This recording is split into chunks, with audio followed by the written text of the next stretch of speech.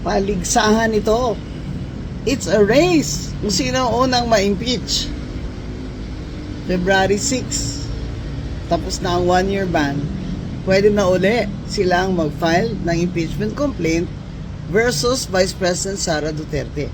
Pero sabi ni Congressman Egay Arese, may dalawa o mahigit na congressmen ang magpa-file din ng impeachment complaint versus Bongbong Marcos. So, it's a race, ladies and gentlemen.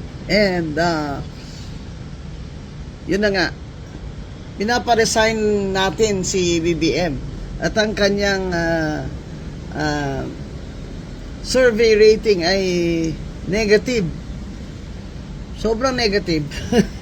Negative 3, negative 14, negative 20. Basta negative. Kaya yung mga BBM gang ay syempre mas gusto nila ma-impeach na si BP Sara para wala nang kalaban ang kandidato ni BBM sa 2028 na siyang magpapatuloy ng pangungurakot sa gobyerno.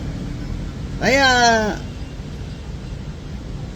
nag-declare si may statement si Senate President Soto, di ba?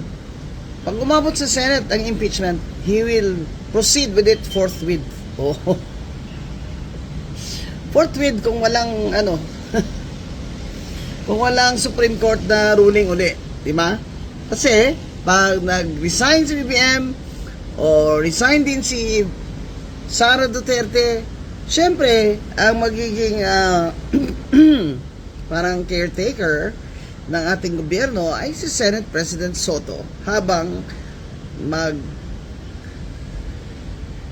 gawa ng special election. Pero never pa na nangyari yan sa ating bansa, yung special election na ganyan. Nangyari lang noon, of course kay Marcos, no?